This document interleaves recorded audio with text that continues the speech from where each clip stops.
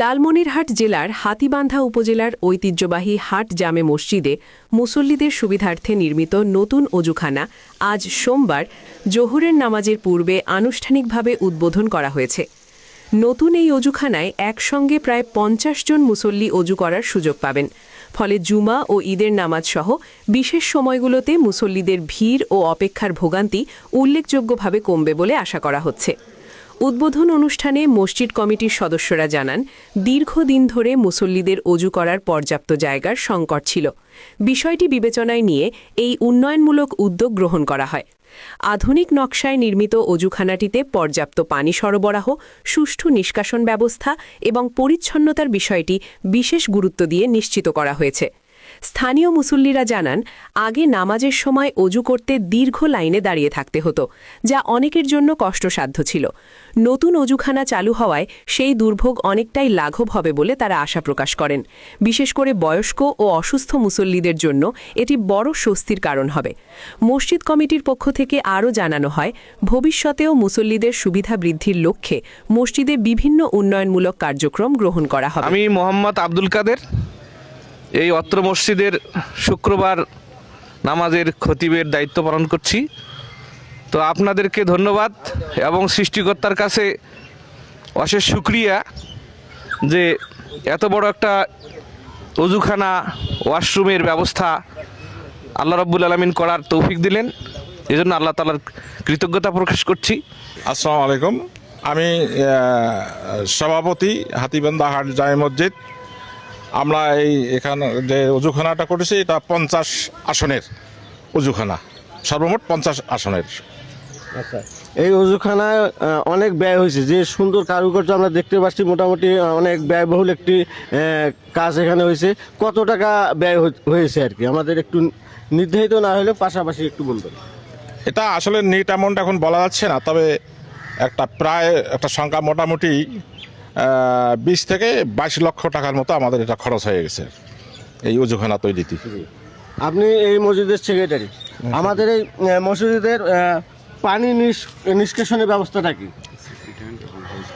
আমাদের এখানে safety tank দেওয়া আছে এবং হাউস এখানে করা আছে, তাতে প্রায় 2000 মিলি পানি আমরা একসঙ্গে আর কি উত্তোলন করতে পারবো এবং সাপ্লাই দিতে পারবো। প্রাপ্ত বয়স্ক অথবা বয়স্ক প্রতিবন্ধী এদের জন্য কি কোনো আলাদা ব্যবস্থা আছে কিনা? এদের জন্য আলাদা ব্যবস্থা বর্তমানে নাই, আমরা পরিকল্পনা আছে আর কি আমাদের। পরবর্তীতে দেখি, আমরা পরবর্তীতে আল্লাহ যদি বাঁচায় রাখে আমরা কমিটি এটার সিদ্ধান্ত। নির্মাণ কাজ করতে গিয়ে আপনার কোনটিতে চ্যালেঞ্জ মনে করছিলেন, যে আপনি এত সুন্দর একটা নির্মাণ কাজ করছেন, এটিতে কোনটিতে আপনি চ্যালেঞ্জ মনে করছেন, যে এই কাজটিতে আপনার চ্যালেঞ্জ মনে হয়েছে? আলহামদুলিল্লাহ, আমি এই মসজিদের কোষাধ্যক্ষ পদে নিয়োজিত হওয়ার পরেই আমাদের কমিটি যথাসাধ্য অক্লান্ত পরিশ্রম করি। 10 মাস যাবত অর্থ বিভিন্ন বিত্তবান ব্যক্তিদের ঘরে ঘরে দাঁড়িয়ে গিয়ে টাকা পয়সা উত্তোলন করে আমরা এই মসজিদের সৌন্দর্য বৃদ্ধির লক্ষ্যে কাজ করে যাচ্ছি। ইনশাআল্লাহ আপনারা আমাদের সাথে থাকবেন। আপনাদের অর্থ এবং সহযোগিতা পাইলে ইনশাআল্লাহ এই মসজিদকে আমরা ডিজিটাল মসজিদ বলে আমরা আখ্যায়িত করতে পারবো। আপনি এই মসজিদের কমিটিতে আছেন, আপনার ভবিষ্যৎ এই মসজিদ সম্পর্কে আপনাদের ভবিষ্যৎ পরিকল্পনা কি? আরও কীভাবে এটাকে বেগবান করবেন বা আরও উন্নতি করবেন, এরকম কোনো পরিকল্পনা কী কী হাতে নিয়েছেন? আউযুবিল্লাহি মিনাশ শাইতানির রাজিম, বিসমিল্লাহির রহমানির রহিম। আমি মোজাম্মেল হক, অত্র মসজিদের একজন কার্যকরী সদস্য। ভবিষ্যতে বেগবান, আপনার প্রশ্নের উত্তর যেটা হচ্ছে সেটা হচ্ছে ভবিষ্যতে আমরা এখানে মহিলাদের জন্য জামাতের সুব্যবস্থা কীভাবে করা যায় সেটা করব। আর একটা বিষয় হচ্ছে এখানে পার্কিংয়ের ব্যবস্থা, বা দূর দূরান্ত থেকে যারা লোকজন আসে তাদের জন্য কিভাবে গাড়ি রাখার সুব্যবস্থা করা যায় সেটা নিয়ে আমরা কাজ করব ইনশাআল্লাহ। এই 2 ফেব্রুয়ারি 2026 রোজ সোমবার আজকে আমরা আমাদের অজুখানা উদ্বোধন করলাম। আল্লাহ পাক যে আমাদের উদ্বোধন করার তৌফিক দিয়েছেন, সবাই আলহামদুলিল্লাহ। দরুদ সালাম বিশ্বনবী জনাবে মুহাম্মদ রাসূলুল্লাহ সাল্লাল্লাহু আলাইহি ওয়াসাল্লাম। সম্মানিত উপস্থিতি, আল্লাহ পাকের শুকরিয়া আদায় করছি যে আমাদের বর্তমান যে কমিটি অত্যন্ত নিষ্ঠাবান এবং সৎ এবং কাজের প্রতি এত মনোযোগী যেটা বলা বাহুল্য। বিশেষে বলতে চাচ্ছি যে আল্লাহ পাক যেন আমাদেরকে আমাদের এই মসজিদের উত্তরোত্তর উন্নতি এবং ডেভেলপ করার আমাদের কমিটিকে তৌফিক দান করে, সবাই বলি আমিন। আমরা যখন কমিটিতে ছিলাম তখন শুরু হয়েছিল, আল্লাহ রহমতে জামাতবাসীর সহায়তায়, সকলের সহায়তায় আজকে কাজটি সম্পূর্ণ হয়েছে। অনেক আনন্দ লাগতেছে যে এরকম একটি উজুখানা আমার জানা মতে রংপুর ডিভিশনে সম্ভবত আর মনে হয় নাই। এত সুন্দর একটি উজুখানা হয়েছে, যে উজুখানাটি দেখলেই মনে হয় যে একজন মানুষ যদি নামাজ নাও পড়ে, উজুখানাটা দেখলেই মনে হয় যে একটা উজু করি, একটু উজু করে একটা নামাজ পড়ি, তো নামাজ পড়ি। এরকম করে আস্তে আস্তে ইনশাল্লাহ 5 ওয়াক্ত নামাজে পরিণত হয়ে যাবে। কিন্তু আজকে এত সুন্দর একটি উজুখানা হয়েছে, আমি খুবই আনন্দিত। ধন্যবাদ দিতে চাই পূর্বের কমিটিকে, তারা শুরু করেছিল।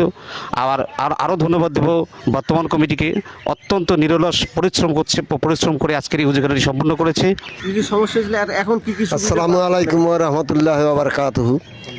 আমাদের এই উজুখানাটি না থাকাতে ইতিপূর্বে আমাদের উজু করার জন্য এবং প্রস্রাব পায়খানা করাতে মুসল্লিদের খুবই অসুবিধা হয়েছিল।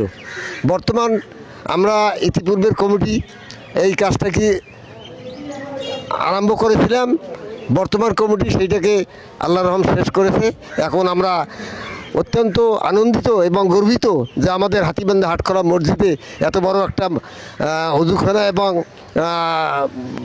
প্রসাবখানা আমরা পেয়েছি।